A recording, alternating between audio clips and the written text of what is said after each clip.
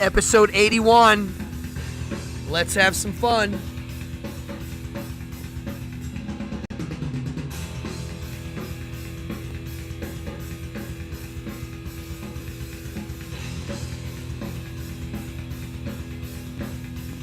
Oh, yeah.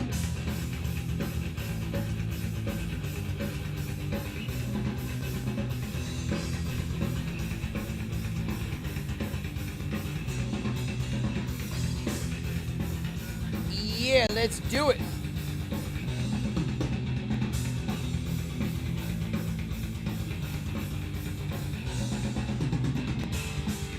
Cheers, everybody.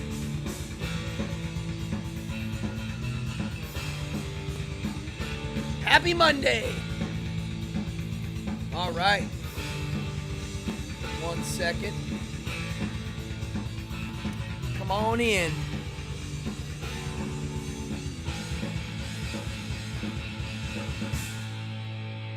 And yay, like that. What's up? I am having a Smurfy day, William. Thank you for asking. I wasn't having a Smurfy day on Sunday? I can't remember. Yesterday. But it's okay. What's up, everybody? Come on in. We got a good group already rolling in. Here we go. I'm drinking water tonight. My name is Cardone. This is Evening Hour, episode 81. Wow. And we got a good one tonight. We're going back into philosophy, hardcore. All right. Who do we got? Wow, we got Bill Yawn, Jason, Amanda. My mama's in the house. What's up, mama? Listen, hey, thank you. Whoever just tipped, thank you so much. That means a lot to me. Thank you. Hey, Lilith. Lilith and your significant other. Hi, how are you? Who else is in here? My mama. Hi, mama. Mom, you're going to like tonight. William, John, Jason, come on in. Okay. Let me position myself. I got a lot to say today. Yeah, I'm still in busy mode. Usually in the summer, I slow down a lot. But not this summer. Because I'm now running this weekly party that's getting bigger. It's a lot of work. No complaints. I love it. My weekly night at Wit's End went from me just doing magic informally table to table to a full-blown party. With me still doing magic, but I'm also emceeing, booking, and running the entire show. And it's an actual formal show. And once a week, booking everybody and making sure it runs smooth. It's a lot of work. So that's keeping me busy.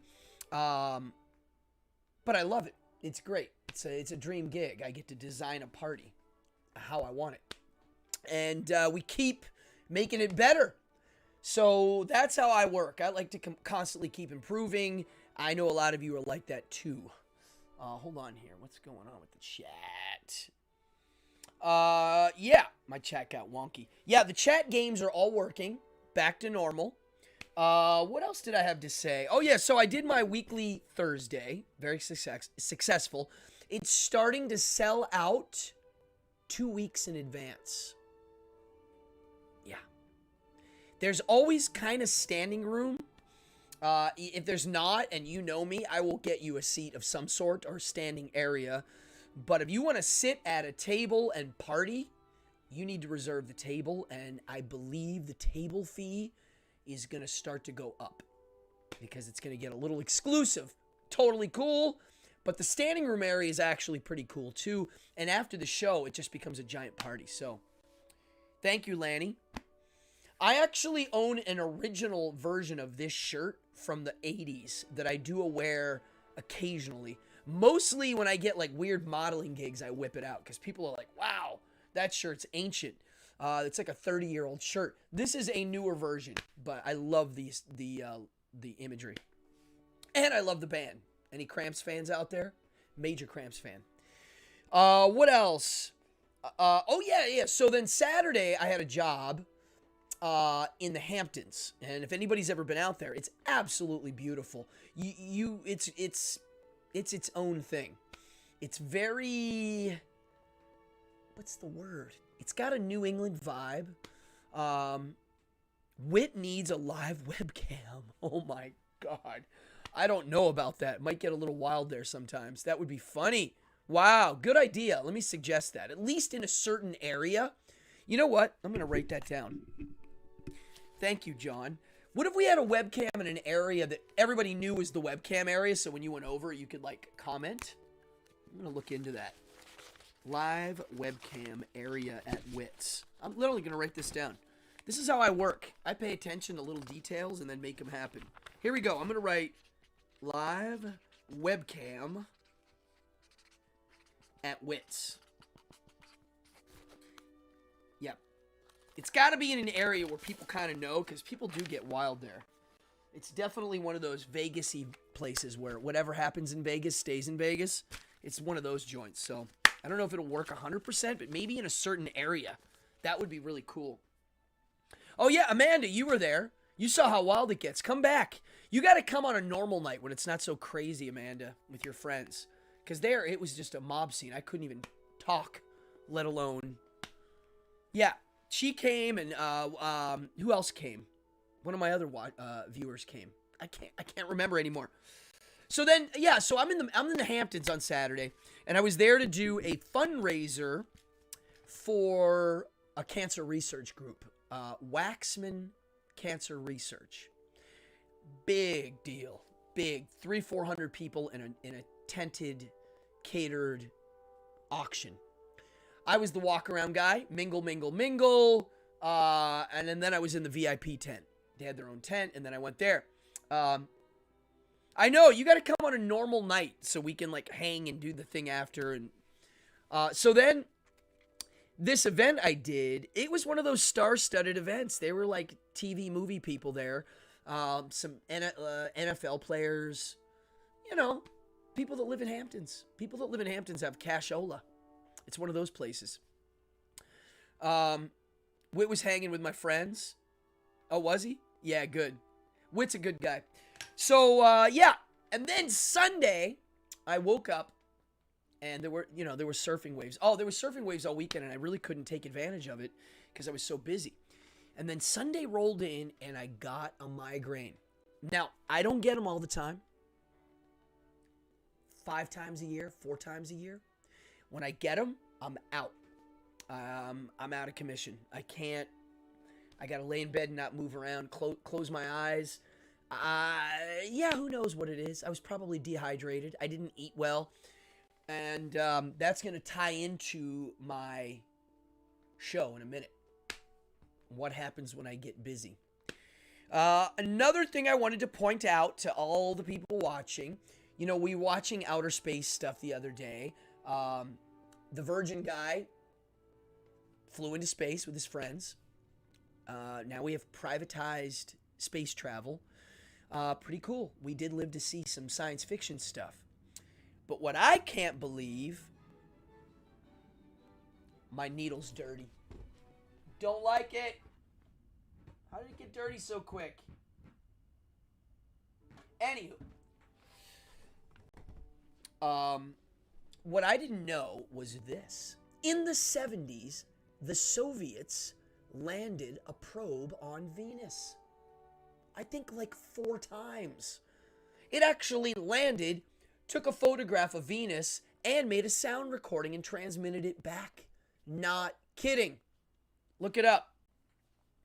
Oh no, those are brutal. What was brutal? Oh yeah, meaning, the headache. I'm already on to the next thing and I see it. Yes, yeah. You gotta dim the lights and yeah, it's not good. But it went away, and then I ended up having an awesome Sunday night, so. But yeah, the Soviets landed a probe on Venus. Temperature, acid rain, hard to get stuff there. I think the Americans, we got one to go around, but the Soviets landed it. And we don't hear about that. Isn't that funny? That nobody really knows that? I've met people that have migraines that are like uncurable, and they actually have to have. I know a girl who had a thing wired into her skull. She has a battery pack here. It runs here, and then in her back, like this, on her head, you can feel the wires.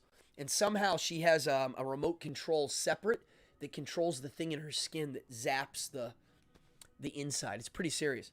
Peter, what's up, buddy? Yes, yes. Hot washcloth. I do a heated pad over my eyes. Yeah, I think it's a constricted blood vessel thing. Nothing that, Advil helps. THC products help, but yeah, nothing else helps. Uh-oh. What happened? Zalthon said something? Somebody said a bad word? It happens. Oh, you know somebody that has it too. Yeah, migraines aren't a joke if you get a chronic version. A lot of it has to do with when I get busy, my diet habits change. And that's what we're going to start tonight. Let's get into this episode. If you're new to this channel, please hit that stupid subscribe button. It is damn hard to get subscribers. 2, if you'd like to donate. My God, somebody donated tonight. Who was it? I just saw Low Key. Thank you, Low Key, whoever that is. Don't know who you are. Say hi. All the donations really do help out because I do this full time. No joke. I perform full time. That's it. I don't have a day job. I book shows, produce shows, perform, and I do this kind of stuff. So all the donations go right in the show. I'm investing in new equipment all the time. Right now, I have a nice camera, a good mic, but I do have monthly fees with Streamlabs, YouTube, what else? A lot of stuff. Oh, one more major thing before we jump into the show tonight. I did a very small run of some of the coolest t-shirts you're ever going to see. And they're getting shipped, and I didn't do a blast yet. I was going to do another blast to get rid of the rest. I only have a few left. I mean, I didn't do a large run. There was only a dozen of each size made, and so look at this. Folks, this is what a real silkscreen shirt looks like. This is the Maestro. This is one of the Jokers in my Satanic playing cards. And we made this in honor of Peter H. Gilmore, a.k.a. the Maestro's 20th anniversary, as the High Priest of the Church of Satan. And here it is in all its glory. It's a beautiful drawing done by the artist Stuart Palm, who's my partner. And yes, the cards are we're getting close. It's almost completed and ready for production. We're close. We were supposed to be done. We're supposed to be done by October 31st. I thought we were going to be done by July. Looks more like August. So let's see. So there it is. So if you're interested in this, there's not many left. And they will be on the website, mdiaboli.com.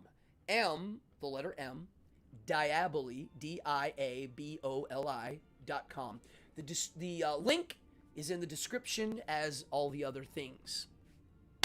So, yeah, it's a beautiful shirt. I mean, really, I'm picky with product I put out there, and my buddy Stuart is a top-notch artist, and Peter's, I mean, dude, Peter's a great image for this shirt. Look at that. And this is also a leeway into my subject tonight. And tonight's show is called Recluse, Carny Wizard, and Free Will Fukery. Pardon the French. I couldn't help it. I had to use it tonight. I spelled it that way on purpose. What else? So, Recluse, Carny Wizard. The other day I was busy, and when I get busy, I kind of go into a bubble, a hole. I focus on the show and making myself look good and my act look good. It's all about me looking presentable. Hey, okay, Lanny. Thank you, Lanny. Thank you so much. I gotta look good, smell good, act good, perform well. The whole thing. That's when especially some of these fancy parties, I have to look like I have somewhere better than the party I'm at. So it's a lot of, that's it. I remove myself. And when I do that, I do a lot of thinking. I also don't eat that much. I'm not hungry. I don't know if you call that work anorexia or what is there? There's a name, a science word for it. But I lose my appetite when I get busy.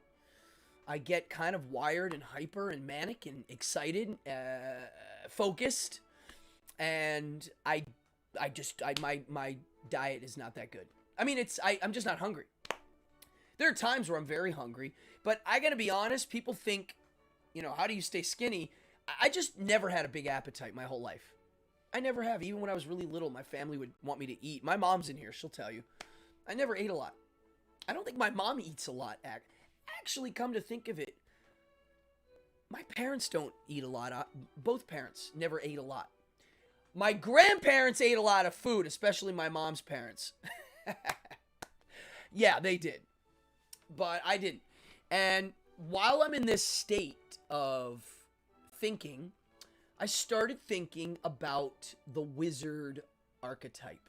And when I say wizard archetype, I mean wizard, magician wizard, Gandalf wizard, Dungeons and Dragons wizard, magician wizard, whatever. A very general wizard archetype. The lone wizard, we'll call him. And, I have something else I want to read. I'm going to put that over here. And I started thinking of characteristics of this wizard. So I just started writing them down, just for fun, to see if it took me in a new direction. So I wrote down beard. Beard. There's a beard. The Maestro's beard is quite epic here. I don't have a beard. I have a mustache. But yeah, beard. Wizards have beards. They live in a castle. They live in a tower. Sometimes they live in a shack in the woods. Sometimes they live in a cave. They usually have some sort of familiar. A cat. A small demon. A wolf. A lot of them have an apprentice. Most of them, the wide brim hat. Yep, a hat, a pointy hat, wide brim. Most of them don't have a spouse. I can't think of one archetypal wizard in history that's famous for having a significant other. It's not there. When I think of Merlin, I don't think of a significant other. Yes, a staff. Excellent. I didn't write that down. Some sort of power wand, a wand of power, be it a staff or a stick. Books. Surrounded by books. Incense. I got some good incense cooking now. Bottles of potions.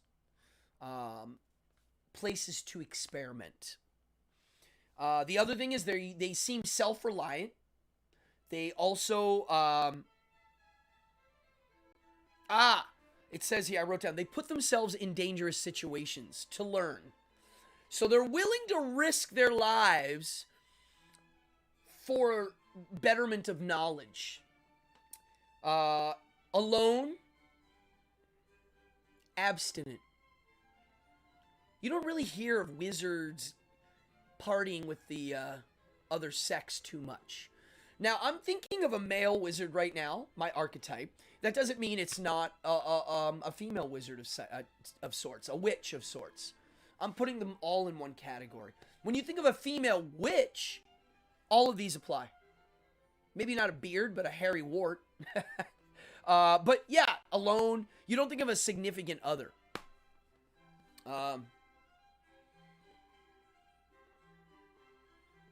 Yeah, right. Good point, Bill. Harry Potter may be the first mythology to give wizards spouses. Maybe, yes. And you know, Harry Potter really just upped the ante on new mythology. I mean, it really did something. I am not I'm not a Harry Potter guy. I didn't read the books. I saw the first 2 or 3 movies. Not for me. I didn't hate it. I just it's my 2-year rule. If I have 2 years to live, would I like to read the Harry Potter series? No, is my answer. So therefore, I've never considered doing it. Yes, Outlaw, William, big one. Loner Outlaw. So Outlaw is a big one. I have that down here. I was getting to that. Illegal. Wizards are famous for breaking the law, albeit grave robbing for science purposes, for betterment of knowledge, experimenting. Let's see. I'm trying to think. So, this archetype, this wizard archetype, I see a lot of myself in it. A master charmer. Well, okay, maybe, but maybe not. Maybe it's the opposite. Because I do, when I think of a wizard, I think of maybe somebody who is not very likable. They're almost too, kind of like in their own head. Oh, Lilith. Sorceresses are usually, sorceresses, what a lot of S's, are usually assumed to be getting funky with the devil. Okay. True. You'll hear of the male guy signing a deal, handshake with the devil, but the female likes to party with the devil. Yeah, true. Well, yeah, I mean, yeah. Yeah, or they don't answer to any law. Their law is their own law. So they're definitely outlaw types. And this is in fantasy and also in reality. I'm comparing the two as one and the same. And as most of you know that watch the show, if you're new or not, for me, the archetype wizard of mythology is the same as the real modern wizard. To me, like a magician type. To me, they are the same. The problem is most magicians don't see it this way and don't... Magicians meaning stage magic, theatrical magic. They don't look at it that way, so therefore it's not that way. But I look at it that way because it is this. I can debate this one. They come from the same source. They are the same.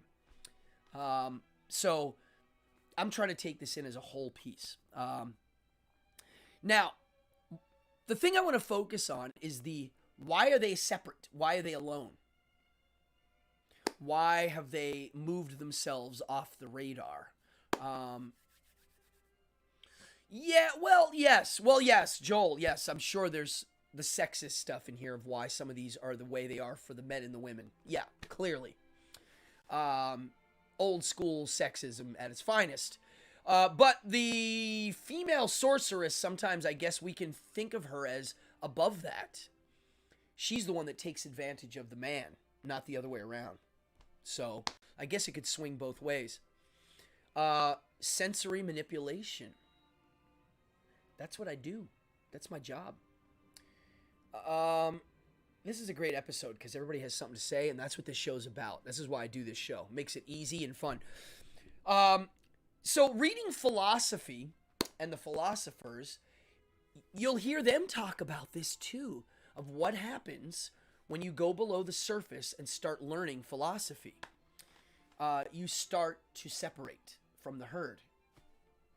I always thought of myself separate from the herd at an early age, but when you start to study philosophy and start to study magic at a really deep and meaningful level, you almost, the separating from the herd, it just naturally starts to happen for a myriad of reasons. And that's what I wanted to talk about before we get into the free will hole.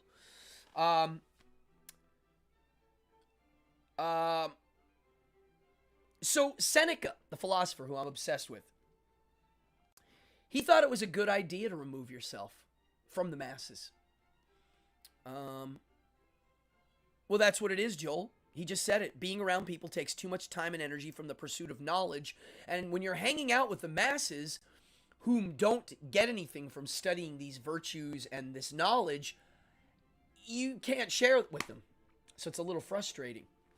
But one of the reasons why Seneca, I thought, wanted to remove himself from the masses was he saw the mob as not healthy. And now, through my own research, I found it. There's science to back that up. You could have good intentions and good virtues, but when you're put in a large group of people with those good intentions and virtues, it starts to go a little south. A new thing happens. Your individualistic notions of this knowledge, when in a group, even though you all have this type of thing, you start to use different parts of your brain for thinking. So you can have a good intention up here in your head, right? But the facility in which it's lying on is now starting to shift. It flips. It goes from you using your higher brain to the lower brain clicking in. And Seneca noticed this before we even had the neuroscience on it. So, also too, also, the shaman, the wizard, the sage, the magician, he who was not part of the normal group, why wasn't he a part of the normal group? Why? Because he didn't want to? I don't think so. I don't think so. It's not about him wanting to. It's about it being such. For instance, if you go back far enough, let's study those shaman. Who were they? What cloth were they cut from? They weren't like just appearing out of thin air, folks. It does kick in, Bill, with even relatively small numbers. I think it's like a group of 10 people and it's starting to roll. Yeah. Yeah, you don't need a big group. So, let's chat.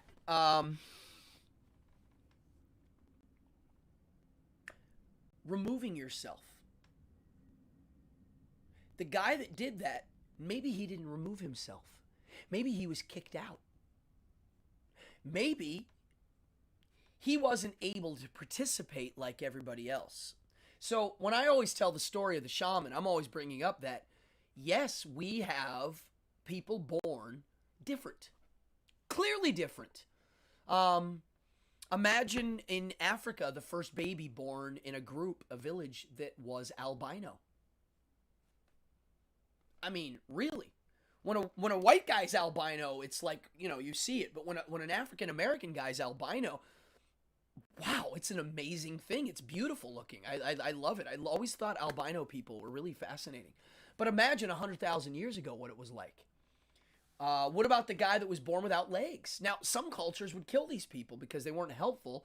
Others were like, no, you can stick around the village and help out, right? Hey, Ruth, what's up? Come on in. Hooray for juries of 12. So, yeah. So the guy that wasn't going on the hunt, he was observing. He was able to sit back and observe and learn. So by removing yourself, you're able to observe and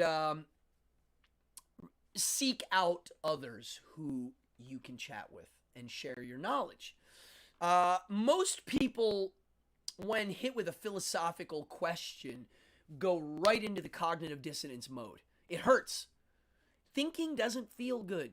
People don't like to think. People think to pay their bills, and they think to work, but when they come home, they don't want to think. Thinking's not fun. Really digging deep, not fun. Examining your flaws, writing them down on paper, not fun. Why would you do that?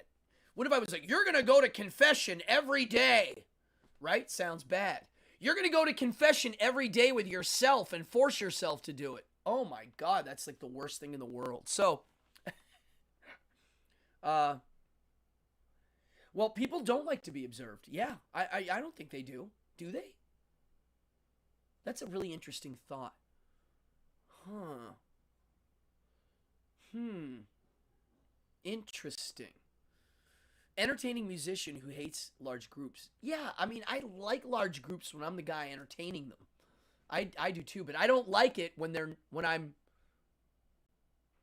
I don't like it. Wait, hold on. I hear something. I'm good. So yeah, I get it. I get the large group thing. But okay, so let's keep moving here cuz dude, this subject is one of those ones I can really go. Yeah, I'm going to really think about that thing there that was said about people not like being observed. I need to stew on that. That's an interesting notion. Do people like it? Yeah, people like the echo chamber, Ruth. Yes. So that's what this social media crap is. It's an echo chamber. You know, people don't like to debate. So what I learned this year via watching the political spectrum is most people on both, and I'm going to make it a duality right now because I am not a member of any political party, but the duality of most people. It's so funny how most people who are against non-binary things, skin color, sexuality, blah, blah, blah, blah, right, are the most binary when it comes to what I'm talking about. They don't like to know, they like to think on one side or the other that they know why people are doing certain things. They assume it when that's usually not the case. So, like, somebody might vote for somebody for some reason, but there also might be other reasons that people don't like to actually talk about and debate, which I thought was interesting by watching it all. It was very like, here are the 3 things that make this candidate have the vote. Here are these 3 things that make people vote for them. And that was the focus. When there's a billion other little details of why somebody might go for one or the other. And I never really heard it being talked about. I hate being watched. Okay, but do people like being watched online? Like, I don't. All right, let's. You know what? I might scrap the rest of this show and let's just talk about this. This is fascinating. Do people like to be observed? Well, online they obviously do. That's what Instagram and Facebook is. Look at me. I mean, really? They must. But when we're being observed at home. If you tell people that your cameras are constantly listening to you and watching you, people don't seem to mind, do they? People aren't putting stickers over there that what they don't believe that this phone's listening to you right now. I don't get it. Okay. I think people often like social media because they can curate and control what others see. All right, there's a new piece to the pie. Social media allows you to control it. But if you tell people, okay, we need to go to the free will debate now because it ties right in. I love this. Let me finish this on the wizard thing. What are the benefits for being a loner? Well, once you remove yourself, so this is the thing I was thinking of. When you remove yourself, yeah, but it's still not your own platform, and you don't have full control on social media. Yeah. Well, William, that's it. Yeah, it's not really your control. They're controlling what the ads are fueling, right? But here's the problem with removing yourself. I have definitely removed myself. I stopped watching TV. I don't vote anymore unless there's third parties involved. I don't. Yeah, I mean, I have my own thing that I do. I have my own set of code of ethics, rules that I follow. I have my own laws that I follow. But the problem is re-entry. So all of these philosophers have their ideas about, removing themselves. Epicurus created his own little commune. But there are so many benefits from being a loner. You're right, Ruth. But then re-entry. How much is the loner able to re-enter the world and somehow interact? I do it via performing. And I create moments of wonder to share with people. I also throw parties. Why? Because I like to throw parties, and I like parties, and I think people need to party. We need to release I like to move around, dance. I like music. I am a social creature.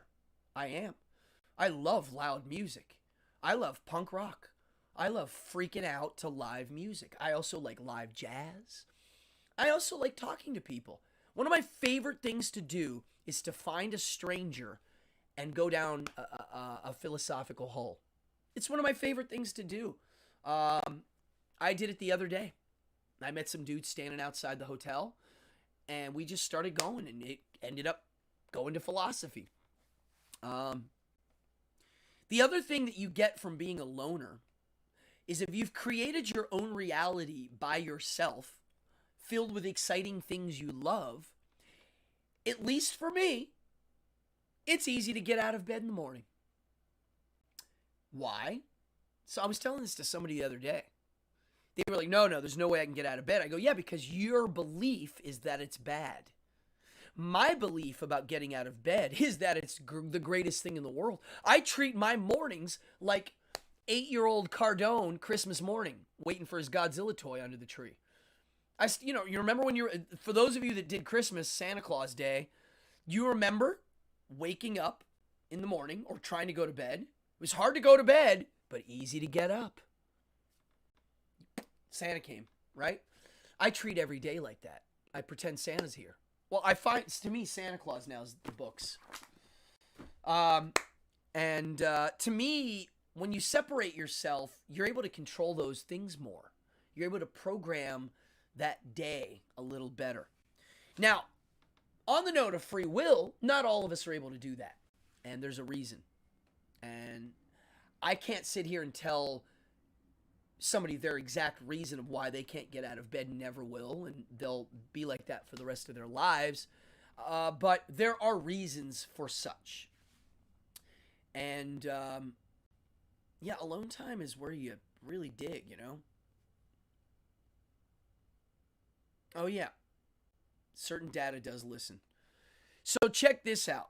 I constantly think about all of these things and their relation to us not having any free will. Folks, it might seem hypocritical that I say certain things and then I immediately say there's no free will. I am having a hard time wrap my head around it, but it seems to be true. If anybody right now has some sort of proof that free will is real, please share. I've been really going crazy digging for it. And some really smart people, most smart people that I know philosophically are like, yeah, I kind of wish there was free will, but unfortunately, I can't find it. Now, I've come across this thing called compatibilism, which says that there is a free will of sorts, and there also is a deterministic feature. There's both.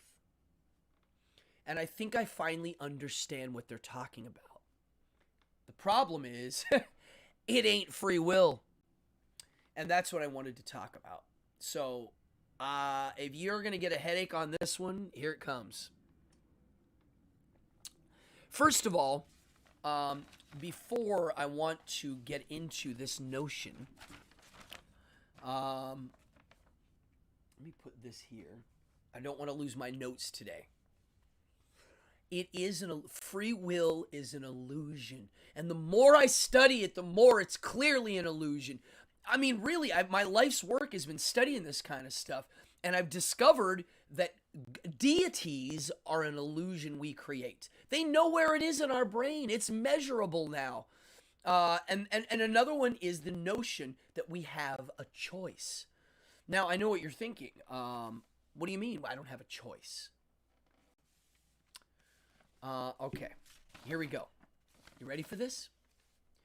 Everything that you do, there are two reasons. Two reasons.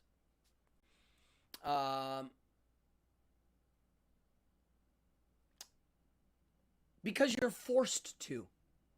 That's one. Someone's forcing you to do something. The second one is because you want to. That's it. Everything can fall into those two categories. You either want to do it or it's forced upon you.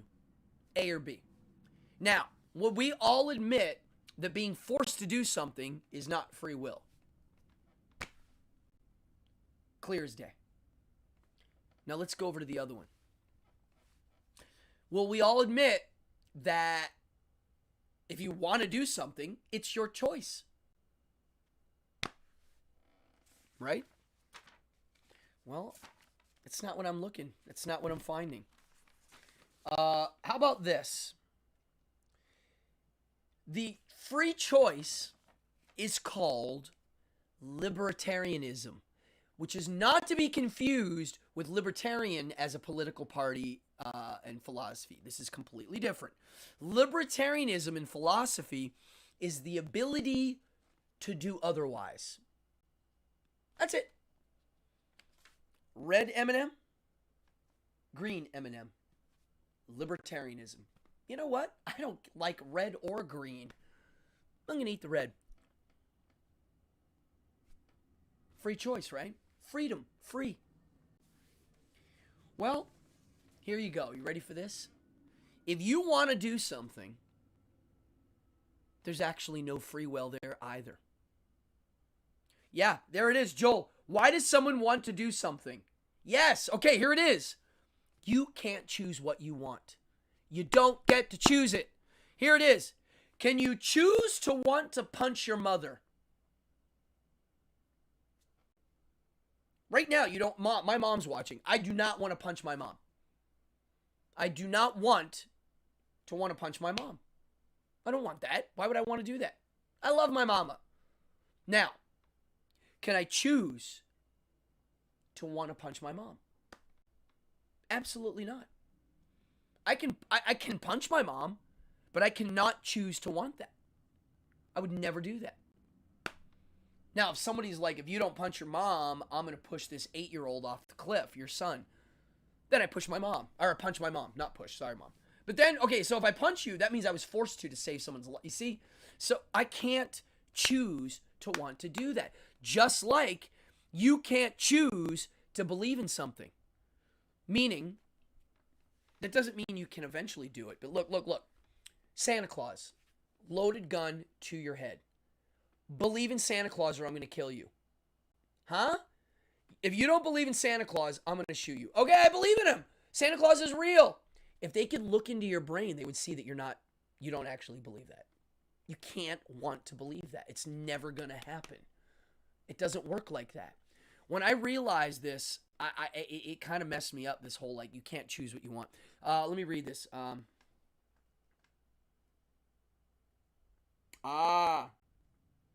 All right, so William just brought up something about subliminal advertising. Yeah. So, I mean, dude, really, just this. I just wrote this little chart out. You either want it or you're forced to, and your wants aren't your choice. Now, here's where compatibilism comes in. Compatibilism says you can kind of have both. You can have free will and deterministic things. The problem is it seems like to be a compatibilist, you have to change the definition. And one of the philosopher guys brought it up as, it's kind of like saying, I believe in God, it's just the energy in the world. All right. It's energy.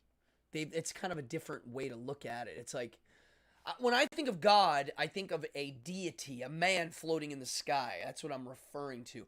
You can say God is everything. It's the cup. It's the microphone. It's not really a God anymore at that point. It has a different kind of definition. So, hard determinism is what I've been talking about. It means everything we do is because of some sort of materialistic factor. Everything is predetermined. Every thought, every action, right? Okay. The libertarian guy is saying, no. We have the ability to do otherwise. We really do. And compatibilism is saying, everything's materialistic and predetermined. Yep. Yet somehow, we have some sort of freedom in here. Freedom to act accordingly to their own... What did I write here? Oh, their own motivation. What? Freedom to act according to your own motivation, even though everything's been determined. So that's free will without the world free. That ain't free will. That's will without choice. Oh, here, what's this? Describe the physical properties of something that does not exist. Well,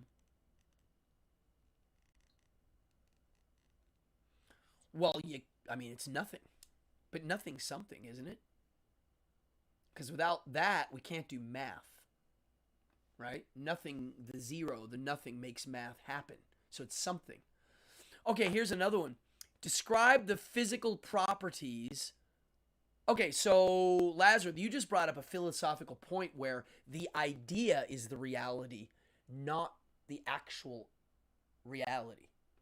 A triangle is a triangle because it has three sides that are equal and touch. As long as you have the idea, you can have a triangle. You can get rid of all triangles in the world, but as long as one person knows what it is, triangles exist. Which means the real reality of a triangle is its design of sorts, its concept. I'm curious of what, i.e. God. Oh yeah, well. Yeah, well, if they say it exists, I say, well, tell me how. Where does it exist? Epicurus thought that if there is a God, it still obeys the deterministic, materialistic philosophy. Here. What's this? Bill. You give me a full psychological profile of a person, and I can predict what choices they will make. Okay, boom, Bill, you got it. So, determinism shows you everything comes from something, right? If somebody makes a choice, there's a reason why they made that choice or not made the choice. So, if you decide to do something, and then it happens, and then you go back in time to that moment, and you do it again, will you make the same decision? Well, if you have no previous knowledge of such, yes, you would. Just like if someone rapes and kills a bunch of people in a most horrendous fashion, and you were put in their situation, would you do the same? Well, yeah, wouldn't you? If you had the same DNA and the same haircut and the same eye color and the same upbringing and raising, and you were also beat by your dad, and you also had a brain tumor that caused you to do bad things, you would do the same too, right? You were being rhetorical. Yeah, of course. Yeah. This is why this is a hard one. This is why it's painful to think about, because it changes a lot of things that are just the way they are. And to me, this free will debate is one of those ones that's actually one more higher than the debate of God. It's the one up here. To me, the God debate's down here. The religion stuff down here. This is now. Here's something I wrote down. Listen to this.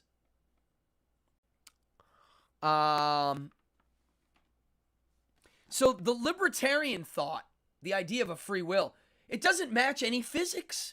It doesn't have a cause and effect.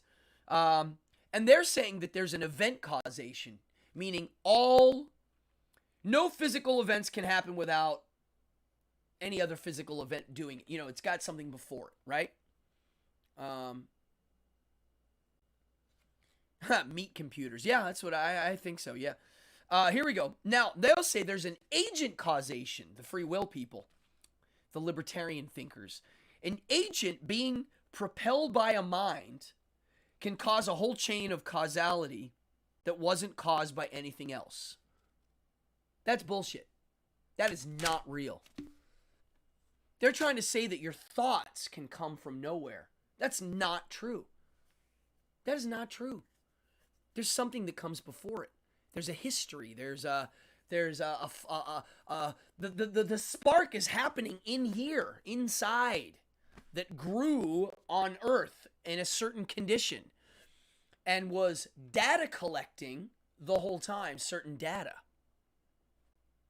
So that's not true. What's this say? Yeah, mental states are brain states that are biological, that are physical. That's real. Yeah, that is definitely real. Compatibilism is trying to redefine free will, and I don't buy it. Yeah, here I wrote this down. It says, in essence, free will exists because we have the freedom to act upon our desires in which we can't control. Let's think about that. That's what they're saying, which is kind of real. Like, they're like, yes, you have all of these choices and you have the freedom to act on them. But we know which ones you're going to pick because it's already been predetermined because of, yeah. What's this say? What ignores what compels the mind? Your own mind? Your mind ignores itself a lot too. It seems like the desire is the base of this all. The desires are your wants, and you can't want something you don't want. Therefore, boom, it's all nonsense. I'm still trying to really struggle with this. Look, I wrote this down. If you have a tumor in your brain, you don't have any control over that. And what if that tumor is pushing on your frontal lobe that causes the impulses that you can't control that cause you to do bad things? Are you responsible? Do you act freely if you're acting on those urges? And are you responsible? Now, as social animals, we can't help to hold people accountable for their actions. We evolved to do that. We evolved to punish people and get angry over it. But when I look at the details, it's kind of weird. Well, everything has a start and an end point except for maybe all things matter. What if matter always existed and the starting and ending point is a little like the part we don't grasp? I don't know. But I really think this is the fascinating cusp of this whole thing. We as social animals can't help but to hold people accountable for their actions. Is it our ego that does that?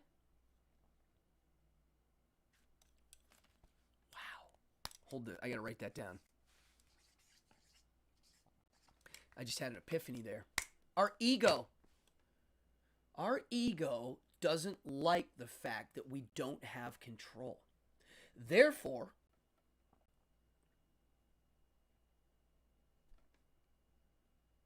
we do like to hold ourselves when we see someone act in a manner we don't like. Or, well, okay, here we go, Ruth. Big difference between do you act freely and are you responsible? Well, but what does that mean, act freely?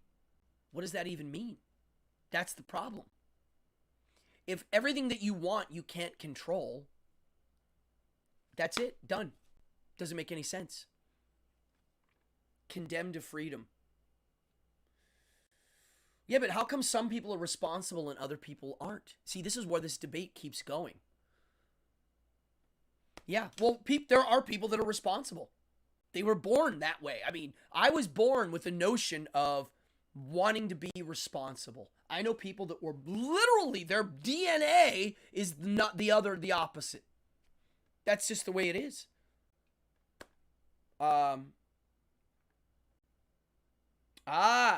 We hold others accountable because we don't want to imagine a scenario in which we would do whatever negative thing they did. I see. So you see somebody do something negative, right? I don't like the word good or evil. I'm glad you're using that term negative. Counterproductive, let's say. And you're like, hey, I don't like that. So therefore, I'm going to hold you accountable because I want to make sure I'm not doing that behavior. Okay. Well, I'm introducing a tumor as a controlling agent, but that is one of many. So if you think about why anybody does anything, you've got weather, you've got history, you've got biology, you've got how their brain actually functions, the actual functionality of how their brain fires signals. there's too many variables involved. Yeah, the thing that Bill said, I'm trying to think of why we hold people accountable. Well, this is assuming that there's no free will. And why we don't go the opposite route. So, under this model, religion's gone. The whole basis of religion's based on free will. So that's out. The second one to go is our legal system's a little weird for punishment. So I guess under the no free will deterministic thing, you're not ever punishing anybody, but you're removing them from hurting others or being more detrimental to the things that are working. The absence of pain and suffering is what most deem as good. Not everybody. Not everybody. Most. Okay. Being responsible could be cleaning up your own feces on the street after you had to go. Holding a job for 30 years straight. Yeah, okay. Well, there's a million.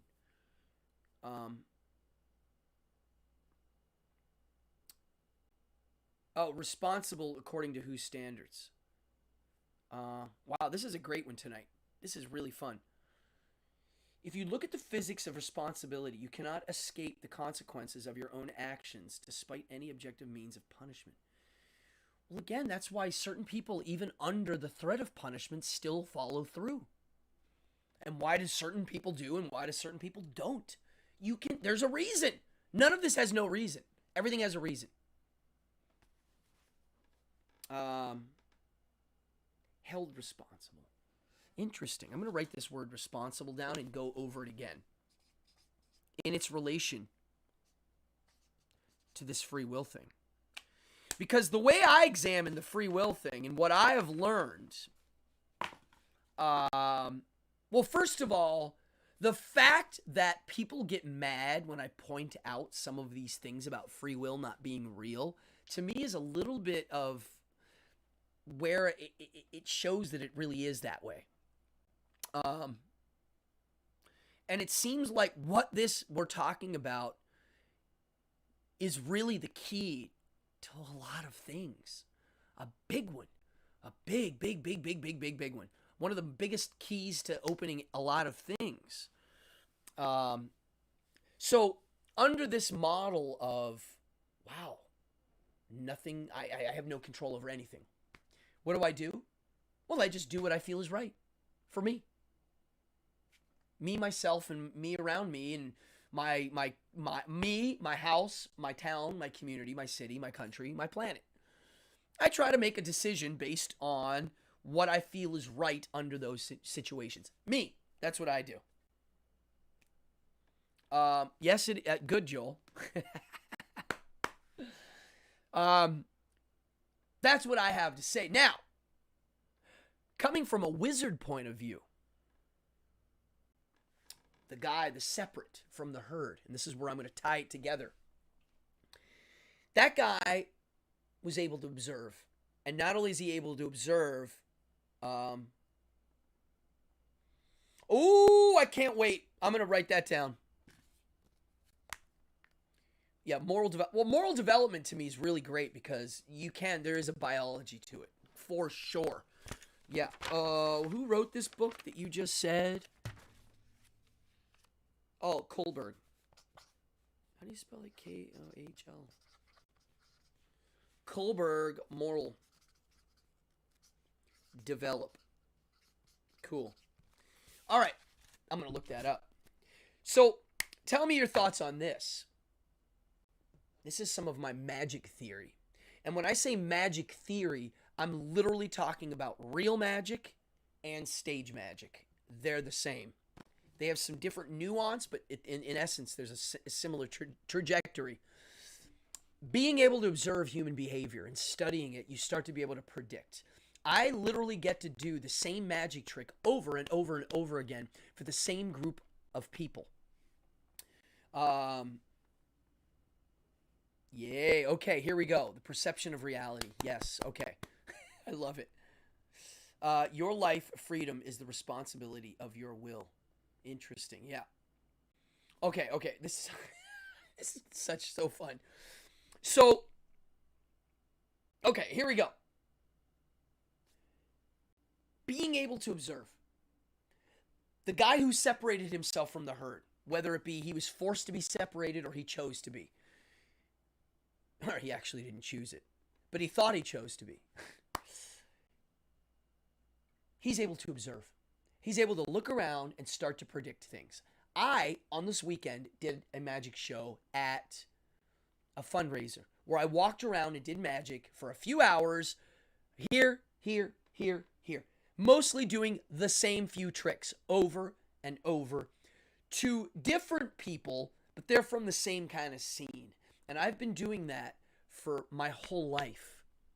The same tricks, the same things. I start to study how people react and respond. And now I know how they react and respond on a very meta level. And now I can predict how they're going to react and respond to other things before I even do them. What does that mean? Well, it means that I'm able to predict. I'm able to predict and make it look like I've predicted the future. But I actually did predict the future. It's real. Isn't that real?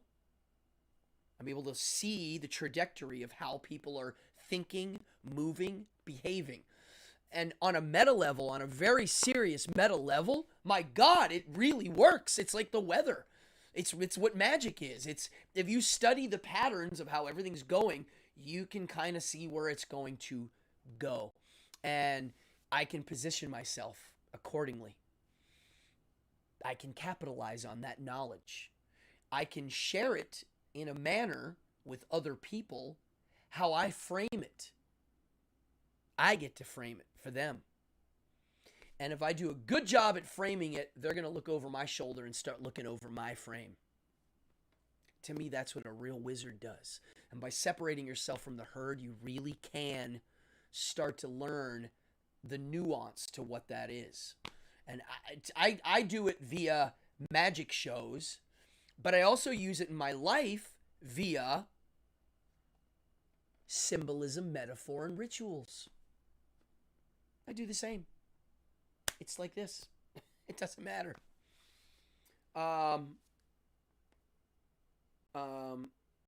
Okay. Yeah, there you go. So yeah, William says he wasn't raised by a religious family, but the army was your frame. They use the army as the framework for the rights and wrongs and how to go about business. Yeah, I'm sure a lot of people have that. Development as stages. Oh, okay. You're referring to this moral development. Yeah. Oh, thank you, Ruth. Yeah, come back for more. These shows are always fun, and you're always a great participant. Thank you so much. Glad we're friends. Party on. Cheers. You're in the desert, and I think it's hot as hell there now. Hang in there. What else before I bounce? Monday's my favorite day of the week. I get the week rolling. It's my favorite day to do the show. Now, this Wednesday, am I not here? Hold on. Let me check. I think there's something going on Wednesday. Wednesday, I will be at the Slipper Room. You know what? Maybe I'll do my show live from somewhere in Manhattan. Maybe I'll do it live from the roof of the Slipper Room. Maybe I'll do a tour of the Slipper Room. Wow. Maybe I'll do that. I'm going to write that down. I've never done that before. I'm performing on, I don't do the Wednesday show that often, so, it's only 106. Oh my God. Good Lord.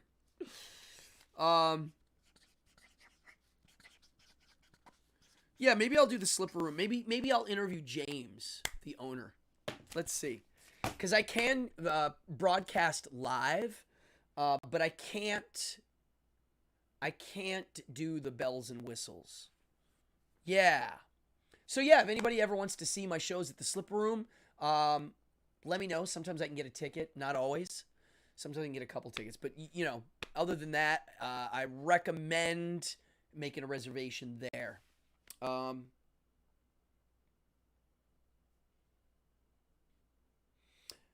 was just thinking Earlier this afternoon, says Neuron Crux, how the whole world is as a. Not only is the world a stage, but that the stage is also the whole world. Yeah, I like that. I do like that. Yeah, so yeah, let's see about the Slipper Room thing. Oh, wait. Yo, you're going to be at Slipper Room this Saturday? So Peter, this Saturday, or not Slipper Room, Wits End, you're going to be at Rockaway Beach. Peter, Rockaway Beach this Saturday is going to be off the charts. There's a lot of live music on the boardwalk. Hit me up, okay? Message me. We're going to party. I don't know what else to say tonight, except I have a lot more thinking to do on this. I mean, I'm basically still haven't seen one iota of evidence of a real free will. It's getting harder. It's getting dimmer. I just ordered the really thin book. It's only 100 pages, I think. Sam Harris wrote on free will. Most of the reviews like it, and the reviews that didn't like it, I can tell, don't like you can tell that it's painful for them to think there's no free will. You can just tell it in the review. So I'm going to read that, and I'm going to have to just rest it because it doesn't seem like there's much to say about it. It doesn't. It's like one of those things where you're like, okay, everything I do is predetermined. And then you just go about your day and don't really let it bother you. But it does help me understand why things are the way they are, and it helps me not get as angry. So if that's true, then me not liking free will or not seeing evidence of it is healthy because I'm less angrier. And I'm actually like that with everything. The more I learn via philosophy, the more I learn via science of how our brains work, the more I learn the philosophical notions that, like the no free will thing, I'm less angrier. I focus more on my inner peace of sorts and having fun. And on that note, I encourage you all to think deep, think hard, and have lots of fun. Folks, if you had a good time tonight, please hit that stupid subscribe button, hit the like, hit the notify, even though I hear the notify button is fake, just like free will. And please tell your friends, tell your family, and thank you, Bill. I'm glad you're in here too. You have good things. Everybody in here is great. I don't do this show.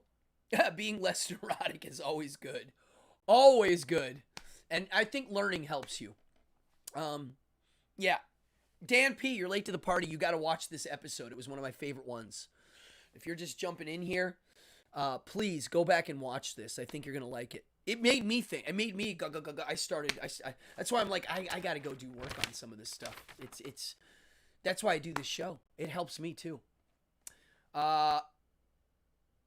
Drink deep, drink hard, and have lots of fun. Yeah, folks, that's it. Our time here on Earth is so short. We are literally cosmic dust that gets to realize we're cosmic dust for a second. And in that second, we realize we're chemical robots. Party on. I'm going to take us out to the outro video, and I'll see you around. Folks, that's it. I'm going to try to do a live show on Wednesday in Manhattan on the roof of the Slipper Room. It might not be a long show because I got to get ready too, but maybe I'll give a tour of that theater and I will do a live show there. Wow, I'm kind of excited. All right, thank you everybody. My name is Cardone. This was episode 81 and you're watching Cardone Entertainment and this is my evening hour. Peace everybody. Party on and have fun.